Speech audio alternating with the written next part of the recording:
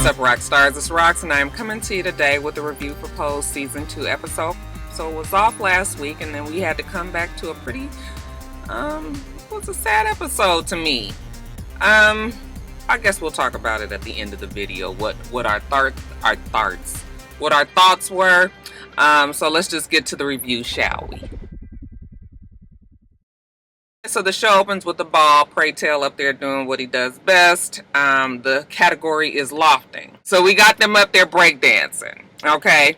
And then who should interrupt the scene as usual but Candy? I was like, why does girl just insist on getting read by Pray Tell? And of course he does read her as usual, okay? Candy's trying to convince him that she's a star and that's where she deserves to be, okay? Not just her face competitions, but the whole all-around thing. After she gives this speech, Pray Tell looks over at the council like, and what do you guys think? And they give her 0, 5s, okay? Lowest scores on the board. Just making a statement, girl, don't be up here with that mess. And of course, Candy promises them, like usual, you gonna see me again. Next scene, we see Pray Tell and Blanca. They down there talking to Judy, and we thinking that they're going to be talking about this AIDS cabaret that they're going to have again in the hospital, but no, Judy wants to talk to Pray Tell about taking this AZT. He ain't taking it. He don't want to take it, okay? But Blanca already told her that he's losing weight, and that he's coming up with all these holistic approaches, and he said that's his business. Blanca shouldn't even be telling that, and let him do this the way that he want to do it. They was like, we just love you. We just want to love you for as long as we can. He said, well, find another damn way, okay? So when he leaves from there, frustrated and upset, he goes to meet with the council. Okay, they at Denny's. They didn't order their grand slams and everything, and now let's get to business. All right, so they talking about what changes need to happen in the balls, let's not do a moment of silence every time because too many people are dying, obviously. And Pray Tell says that somebody suggested having a lip sync. And he was like, oh, hell, fuck no, bitch. Okay, he'll be damned over his dead body. Will he be allowing something like that? I mean, this ain't no damn show. This is our lives. This is our community. Well, guess who is at the damn diner listening to? That's right, Miss Candy. Okay, and Candy kind of goes over there and confronts him, tries to explain to him that lip syncing is the way of the future. All right, Pray Tell don't see it that way. And Pray Tell is the one that's running things around here. Him and the council. But Pray Tell really is the one that's running things. Again, that Candy is swift with a knife. She pick it up and holds it up to his throat. He was like, you gonna kill me in broad daylight? Okay, go on and do it. Well, no, she ain't gonna do it. She puts the shit down. She throws some shit at him, though. And, again, she warns him that, this won't be the last that they see of her. Now, the next ball, the category is innovative experimentation. And, the costumes were all fun and, futuristic and, just really shows the creativity of, of the people and what they was doing. But while they're watching the ball, Angel comes and gets Blanca and says, it's important. Hurry up. You got to come back here. So Lulu is in the room and she's crying. She says that Candy hasn't been home for 2 days. And she usually, calls her and she knows that something is wrong. Lulu tells Blanca that Candy had been turning tricks, to get extra money because running this house is expensive, and the money been tight. So now we real worried about it. So she tells Blanca she wants her to come with her down to the motel where she knows she usually turns her tricks. So they go down to the motel. And of course you got your regular motel attendant, who don't give a damn. As far as he's concerned, he needs to rent these rooms, by the hour, and that's it. He's really not trying to help them, and you guys know why. But they're asking him, have you seen this girl? It's a lot of girls here. Okay, well, have you seen this one? Holds up a picture to him. He's like, I can't be paying attention. He basically can't be bothered. They say that she usually picks room 44 because it has a vanity in there. Okay, he don't care. All right, well, they want to go knock on the door and see if she's still in there because they see that the room is still occupied, but he tells them, that they need to get ghosts, basically. I was like, I would have tried to distract him and get my ass to that room. But I guess they're not really trying to ruffle no feathers. They go back to Blanca's house, and now it's all hands on deck. Okay, we not having Friday night dinner.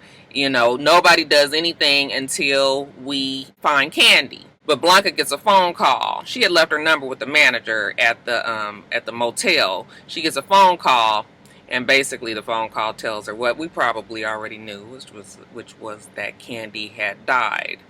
So, Angel and Blanca are waiting for Lulu to come over. And when Lulu gets there, they break the news to her, and poor Lulu is just out of sorts. Her partner is gone. Okay, I don't know. They didn't have a relationship, did they? Because, I remember at one point they said that they shared a room together. I just wasn't clear, but I was just like, no, I don't think that they partnered. But were they? Y'all help me out on that one, because maybe I missed something there, but I wasn't sure. But anyway, even if they weren't in a relationship, Lulu is very disturbed, upset, crying.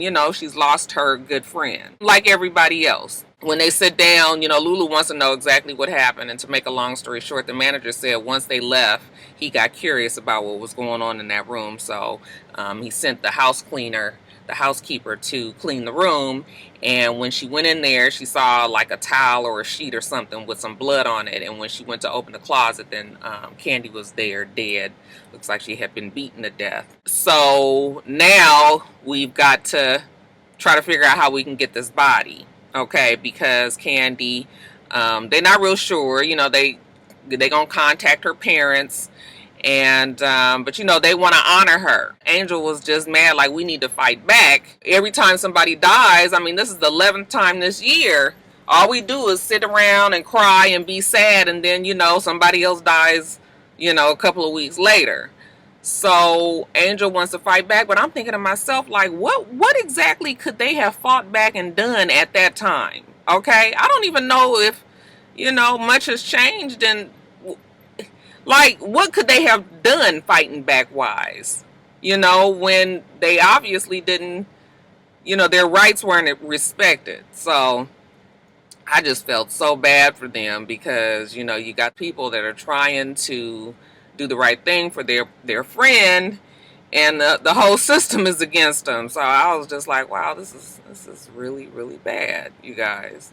Show opens up a lot of eyes. Like, I don't really have any gay friends, not close. I'm not in that community much at all. So I guess I was just, I wouldn't say ignorant. I know that life hasn't been smooth for the transgender community in particular, but it is just really an eye-opener. Some of the things that you just take for granted and just feel like it just happens, and maybe it doesn't, but anyway, got to get Candy's body. They get Judy to help them. The hospital doesn't want to turn her body over, because they're not family, obviously. And, Judy has to hit the man where it hurts and lets him know that, you gay, I'm gay, we all under the damn fucking same rainbow, okay? And what would have happened if, basically you was in this same predicament where, your lover, you wasn't able to get their body and this, that, and the other. So the man finally softens and says, give me the address of the funeral home, I'll send the body there. Okay, so that's one victory for them. Thank goodness the man was gay, because if he wasn't, they was not getting that body, y'all. And where would Candy would have ended up if her parents hadn't been, bothered with the body? Then would she have ended up on that island? The day of the funeral, Lulu says she can't come. She just can't see Candy that way. So we got instead Electra, Angel, and Blanca. Before the funeral starts, they let them see the body.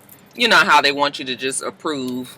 It ain't, the body ain't never right. They just ain't never right. But you hope that they will do the best that they can for the person, especially when it's a woman. You just be like, oh my God. It's different when they've been sick. You don't expect the body to look like, they would if they were healthy before they died. But when it's a tragic ending like this, sudden, and usually there weren't any health issues, even still then, they don't never look right. Okay, so Angel was like, oh my God, I can't let her get buried looking like Auntie Carol. Like, no, hair wrong, some strange brown color, that you never saw Candy wear, and just looking granny-fied. So they was like, we got 2 hours to fix her. So, they gonna give her the whole, slave makeover to make sure she's right. And by the time the funeral comes, she looks like Candy. But it's time to get to the business of this funeral. So Pray Tell gets up there. Everybody's wondering probably what Pray Tell's going to say, because we already know that Pray Tell and Candy did not get along, okay? And he get up there and he says she was a goddamn pain in my black ass, okay? But we was family. Okay, y'all know sometimes family don't get along. He says a lot of nice things about her, being in the community and, and how they gonna make sure that they, give her the send-off that she deserves and all of that. And then when he goes to sit down, what is this? He gets a visit from Candy. Okay, he looking around like, do anybody else see this? Nope, she the only one. He the only one. That's it. They have a heart-to-heart. She was like, I forgive you, even though you always treated me like an ass, basically. And he says that he just used to be so hard on her because she was everything that he was trying to hide from the real world. He was that same way, but he put it under the, he pushed it under the rug because he's trying to be accepted in the real world. And she was just sort of like, fuck the real world. This is who I am. And she was basically like, I couldn't be anybody else even if I wanted to be. Okay, Candy, if she wasn't anything else, she was true to herself. So they have a conversation where, they're able to come together and settle their differences and realize that they did love each other. She also talks to Angel. Angel's ready to give up. She tells her, don't you ever be out there turning tricks like that. I better not see you nowhere near the piers or anything. You gonna be a model. You bust that world right wide open, even though Angel says, they don't accept our kind. And Candy was like, oh no, honey, we, no time for thoughts like that. And after Angel talks to her and she's leaving out of the room, she's got to get herself together, Lulu is outside. And, Lulu says she's not staying. She just don't think she could see Candy that way. But she does end up staying. Lulu walks in. Okay, and everybody knows that it's been hard for Lulu. So, everybody's kind of shocked to see her there. And she walks up to the front and she's just talking about, Candy and how much, she can't believe that she's there. And then she's looking at her and then she notices, and she's like, you was always a thief and you got on my gloves and is that my jewelry? So she starts pulling all the stuff off, having a little breakdown up there. Everybody was like, oh my God, is she taking her clothes off? So Lulu has a little breakdown. We got to put Lulu out. Lulu, you got to go for now. Okay, so Lulu leaves and she goes outside. She's sitting on the bench. And she gets her visit by Candy. So evidently Lulu and Candy had some sort of complicated relationship. So I wasn't clear on if they had a relationship intimately or not. Maybe not. But I'm just confused on that. Not that it matters, but anyway. Candy was like, girl, that stuff that you was pulling off was not yours. You just had to do something extra. Okay, Candy says, I know all them people in there didn't like me, including you. And Lulu says, well, why should I? Okay, you didn't, had a problem with me because I was light-skinned, because I was thick, talk down to me. Candy was like, it wasn't always bad. So she reminds her all the good times that they had, and they laugh. And yeah, they did have some good times. Like I said, their relationship seems to be quite complicated. But that's how it can be for best friends too. So Candy tells her, you gonna miss me, girl. And don't you worry, time is gonna heal us in a way that it never would have if I, stayed alive. So Lulu has her closure with Candy as well. So then, you guys, Blanca gets her visit. And, Blanca ain't never done nothing to Candy. Okay, because Blanca has a pure heart. And Blanca only wants to help everybody. Blanca always going to be Blanca. So Blanca and Candy are sitting there together. And they are just humming, Yes, Jesus Loves Me. You guys, I was so touched. I don't know why that scene just really made me feel a certain way. But they were humming Yes, Jesus Loves Me, and then Electra comes and breaks the trance because some George and Wheezy looking people is back there in the back eating the refreshments. Okay, shoo them away, Blanca. So Blanca goes back there, and I had already figured that was Candy's parents. As parents, I'm sure they love their kid, but they just don't know probably don't know what they even doing there. They there, but this is not the child that they wanted, to be. And now they're here in this, this spot. So Blanca was like, how do you know Candy? And the mother was like, he was my son. So Blanca doesn't want to get into any confrontation with the lady, obviously. Tells them that they come in and join the service. So they come on in, and when they walk up to the coffin, the mom actually gets a visit from Candy. And the mom was just like, why is it that it, took all this time for me to really see you? And Candy was just like, how do you not know who I was? I mean, she was sneaking in her stuff and I guess dressing like a woman and, secretly and doing all of these things. And the mom just kind of ignored it. The mom was like, well, I just thought you were, creative. She really couldn't accept the fact that her son was doing all of these things as, trying to be this woman. But now the mom sees it. Okay. And now she doesn't have any more time with her child. Her child is gone. Then Candy also visits her father. And her father is in that predicament. He's in that weird place where he just wants to accept his child. His wife obviously doesn't. He probably is going to go along with his wife just to keep the quiet, just to keep the peace in his home. But he always wanted to be more supportive of Candy, obviously. They talk about when, Candy was a child and wanted a dollhouse, and her father got it for her. Okay, even knowing that it was going to be this big deal. He still did it for her, and, Candy never forgot that, and now he doesn't want to let her go, because, like I said, he probably didn't want this to be this way anyway, and now she's gone, but she was like, you have to, and, I'm going to be fine, and all that. I was just like, ugh. And I guess they did this because this is probably a conversation. I think they showed that so that families that are in this weird space with their transgender children and don't really know how to deal with it, they're showing you like, look, it can get all the way to this point, and then what, so Candy has settled everything, made peace with everybody. Okay, Pray Tell goes back up there, thanks the family for coming, then has the council come up there and announces that they are now going to add lip sync into every ball. I said, ooh, Pray Tell, that's going to get on your nerves. Somebody that was so against it, you're going to give it to him now, okay? And he's going to name it Candy's Sweet Refrain. Okay, he thinks that she would like that. They're going to have the pallbearers come in, and we're assuming that they're going to take the body, but then they have like this fantasy sequence mode where the back of the funeral home opens up to the ball, to the club, and there's this final ball. They wheel the casket into there, and Candy actually gets out of the casket and has her last, hurrah at the ball to Stephanie Mills. I never knew love like this before. She's going around, she's doing her last little thank yous and hugging and kissing and bowing to everybody, just, it was like, she looked beautiful too. It was sad. But Candy seemed to be happy. She finally got the response, okay, from everybody at the ball that she's always wanted.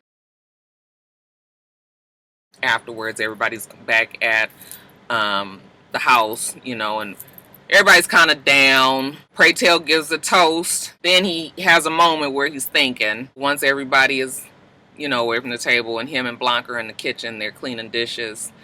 He pulls out the AZT. He thinks that it's finally time for him to start taking it, because he wants to live. He don't want to die with no regrets. He don't want to die before he can do all the things and say all the things that he needs to say and do. He wants to live this life. He's looking at the kids there, and they also full of hope and everything. And then here he is, dying away and not really trying to fight back. So Blanca, of course, is happy. She pulls out her AZT, and they have another toast. Okay, and this time it's to life. So yeah, it was a good episode. It was kind of sad though. It was interesting to me though why they killed off Candy. Okay, and I don't know, maybe this ain't the nicest thing to say, but I'm surprised that they wouldn't have done this to Elektra. Like, it would have been a bigger impact, I thought, to have killed off Elektra. Obviously, Elektra is still very important to the story, but it could have really been Elektra, because she's a bigger person on the show. But it was interesting that they would kill Candy off like that. Y'all see what I'm saying? So this must mean that Elektra has way more coming down the storyline. I'm gonna be kind of sad to see old Candy go though, because honey, her and Pray Tell, they little back and forth is always it's a shade fest that we all need to behold. So Yeah, I'm gonna miss old Candy, but I guess we moving on to other things. You guys, what y'all thought about the episode? Let me know about it below. Alright, rock stars, let me get off of here. Got to run in the pet store, get Jasmine some food, take it on back to work. Make sure that you rate, comment, and subscribe. I'm itsrox. The channel is for itsrox, and everything else I do will be in the bottom bar. Alright. So I hope that you have a wonderful, wonderful rest of your day, and I plan on doing the same. Till next time, rock stars. Bye.